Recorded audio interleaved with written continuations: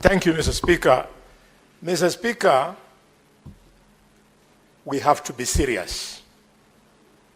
We are playing with fire. I was an adult when there was detention without trial.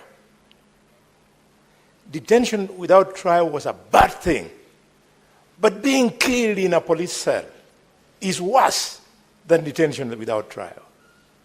It reminds me, Mr. Speaker, of the impunity we saw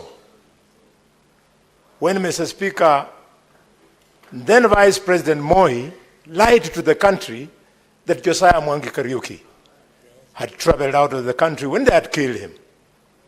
The same impunity we saw the police tell the country that Dr. Robert Ouko had committed suicide when they had killed him.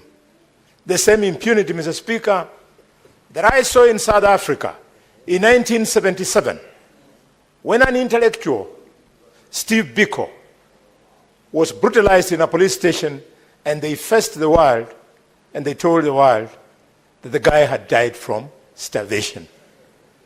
The whole world woke up and moved against South Africa to stop apartheid. I'm asking that this matter be escalated to a level whereby we must bring fear in government for government to respect human life. Mr. Speaker, it is not enough to ask that the Deputy Inspector General resigns. We want the same speed which we saw when our colleague was killed last month. When arrests were made, we want Mr. Eliud Lagat to be arrested so that he can write a statement from a police station for it to be clearer to him that he has a responsibility. Mr. Speaker, the police officers who went to Migori and brought this boy from home to Nairobi so that Lagat could see him when they are slapping him around should equally be arrested. Why are they walking free?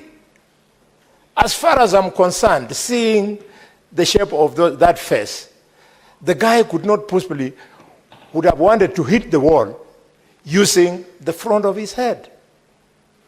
It is only Parliament, Mr. Speaker, which can bring this to an end. We must protect our children. Members of Parliament in the National Assembly and here, that boy who is lying there is not in any way different from our own children. And it is this Parliament that will bring this to an end. It is too much, and the thing must escalate. Senator for Kilifi County, Senator Mazayo.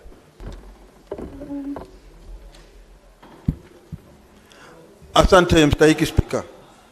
Mstahiki Spika, jambo la kwanza ni kwamba nasema pole kwa ile jamii ambayo imempoteza yule kijana Albert Ojwang. Zaidi sana tukiangalia tunaweza kumwambia pole sana baba yake ambaye alikuwa huyu ni mtoto wake alipekee wa kuzaliwa peke yake, na ambaye alikuwa baba yake alikuwa na nia kwamba mtoto wake atafaulu katika maisha. Ndio sababu yeye akawa anafanya kazi ya mawe ya kuchimba na kukata mawe akiweza kumsomesha mtoto wake. Nampatia kongole huyo mzee kwa sababu alisomesha kijana, na kijana hakupoteza ndoto ya baba yake, akawa graduate. Lakini sasa baba yake anasema anataka kuletwa mbele ya huyu mtu anaitwa Lagat, apigwe risasi yeye sasa afariki. Huo ndio uchungu ambao baba yake anasikia saa hizi. Tunakemea sana kifo hichi. Cha pili ni kwamba huyu alikuwa kijana mdogo sana, na yule alikuwa kijana mdogo wa miaka 31. Yule msichana ni umri wa Metho hapa, Senator Metho. Yule kijana alioa kutoka Giriama huko kwetu. Bibi yake ni mtu ambaye sisi tunahusiana. Kwa hiyo kama alikufa yule, aliua shemegi yangu, na yule dadangu sasa atakuwa mjane na ako na mtoto wa mwaka mmoja. Shame on this officer. aibu kubwa sana ambayo imetokea katika nchi yetu ya Kenya. Kama mimi ningekuwa rais saa hizi, ningekuwa nishafuta watu katika hiyo ofisi. Huyu hafai kuketi ndani ya hiyo ofisi hata dakika moja. Huyu mtu anaitwa Lagat, kwa sababu ameondoa maisha ya kijana mdogo ambaye alikuwa na future katika nchi hii. Na sisi hatutakubali hata kidogo kwamba ifichwe hichi kifo. Wanaanza kusema sasa, kwa sababu yeye ni DIG, anafikiria anaweza kudanganya Wakenya wote. Anasema ati mtu alijigonga na ukuta alafu akaanguka chini akakufa. Kwani alikuwa anacheza mpira yeye huko ndani? Ukuta si mpira, ukuta ni ukuta. Na alafu ukuta hawezi kuua. Hakuna mtu alijigonga ndani ya police cell, otherwise pengine awe amejinyonga. Kwa hiyo Bwana Spika, sisi tunasema ya kwamba kitendo alichofanyiwa huyu na huyu jamaa ni hatua lazima ichukuliwe. Hawezi kutoa mtu kutoka huko, upite police station mengi, upite maeneo yote ya mapolisi mpaka umlete hapa Central uje kumbulia hapa ndani. Na hawezi kukataa. Senator Ali Roba. Thank you very much, Mr. Speaker. So that my brother Ototi understands this is not a matter of party. I stand here as the party leader of UDM to condemn this incident that has happened. It's the ugliest incident of the season. When you get a suspect reprimanded and put in under police custody, being brutally murdered, and claimed that the suspect has hit his head on the wall, and there is no case of epilepsy or some issues to do with medical condition that this suspect has been suffering from or presumed to have been a prevailing condition. Mr. Speaker, sir, suspension of police officers is just the beginning. And I believe with conviction, as Ali Ibrahim Roba, myself, that there are people hell-bent in setting up the image of the president and setting up the president to and spoiling the image of this president in this country. And it seems to be deliberate. The president must act swiftly to make sure that this protection happens.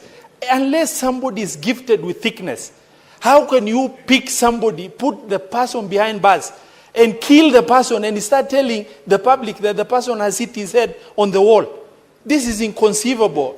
In this day, age and era, I do not believe it can be something that will have any angle to government position, but rather a complete setup by individuals who are hell-bent at spoiling the image of the president.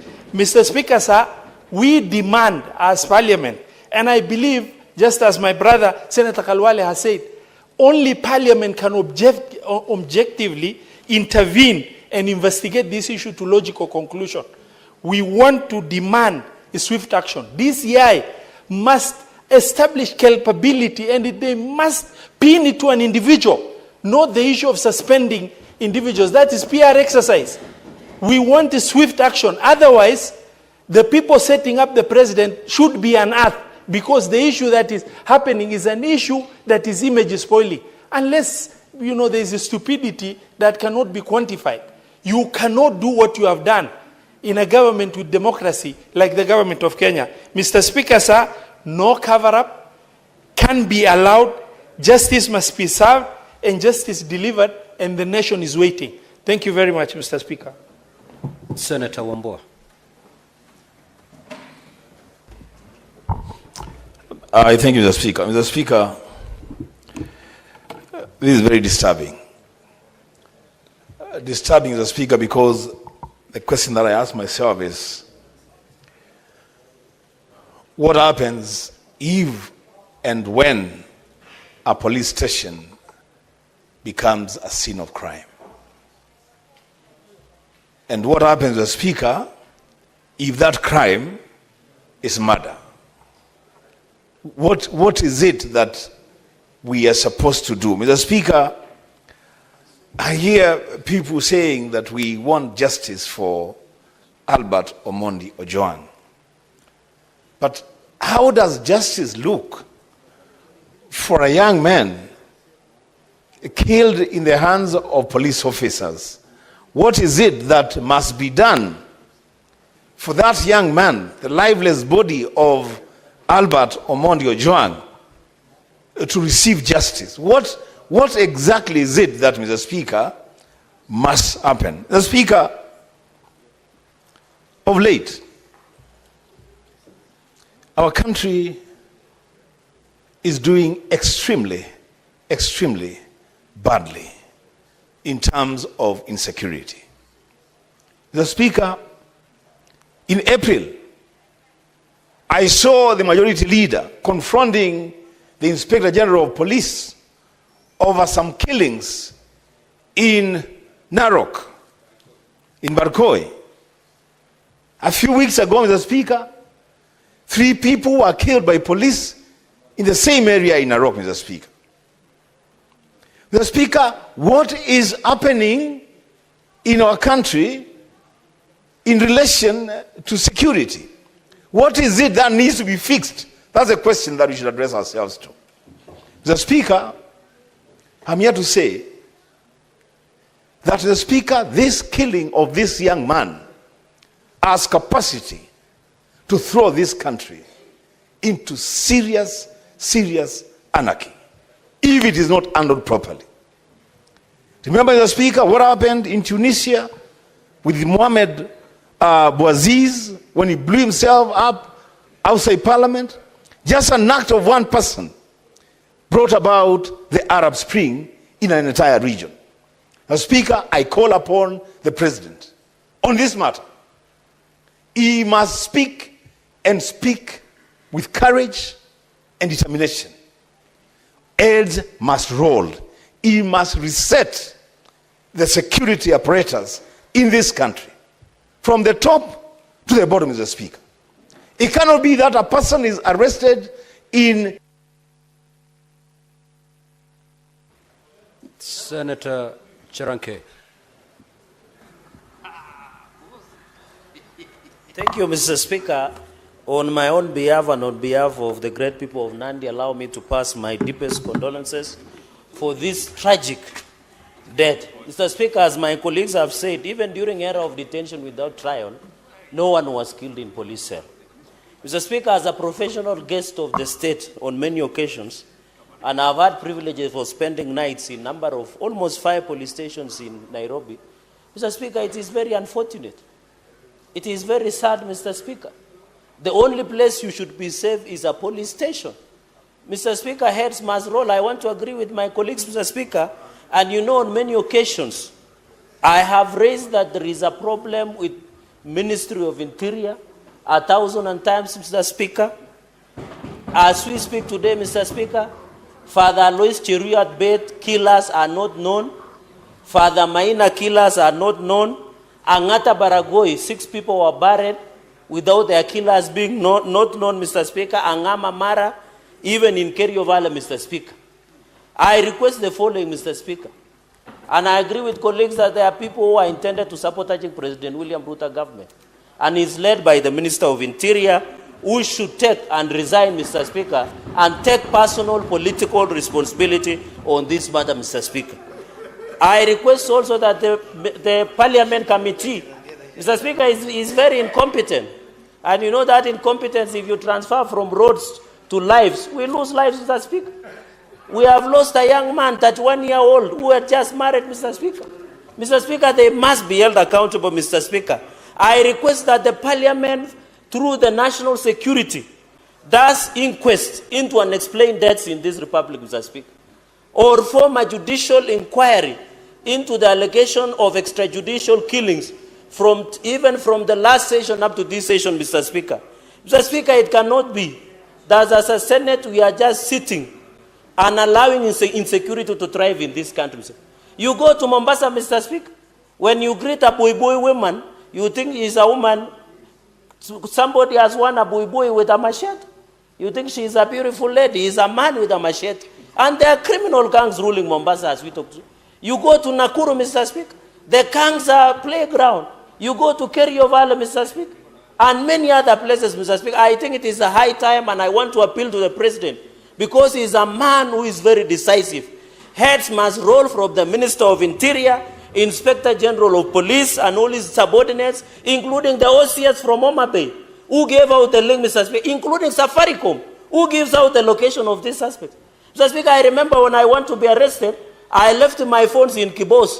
The police went to look for me in Kibos, and I was in Eldoret, Mr. Speaker, sleeping. Senator Oburu Odinga. Senator Oburu. Yeah, thank you. Thank you, Mr. Speaker, sir, for the opportunity. Mr. Speaker, this is a sad day for us in the Senate. Mr. Speaker, we are discussing the death of a young man who was the only son of his family. And Mr. Speaker, he has died in a police cell where people are supposed to run for safety. Mr. Speaker, where else do you go if not police station when you feel threatened by anybody? But Mr. Speaker, when you go to a police station and you are killed, Mr. Speaker, this is a very, very serious situation. Mr. Speaker, there's one time in this country where we used to have people who speak their minds. They are picked and you never see them. Sometimes, Mr. Speaker, they are picked and you see them in courts pleading guilty after being tortured in cells. Mr. Speaker, we have been struggling so that these things become a thing of the past. And it is very sad, Mr. Speaker, when we see any injustice rearing its head again. Mr. Speaker, it is not the small boys. It must be the big boys who organize this kind of a thing. Me, I've never heard, Mr. Speaker, I've never heard that somebody can be charged for making somebody infamous. I don't know what a senior police officer, what type of fame a senior police officer wants to be. Where is he going with that fame? And Mr. Speaker, fame is something you can take to a civil court. Somebody does not have to be arrested and put in cell because he has made somebody infamous. Mr. Speaker, I have even seen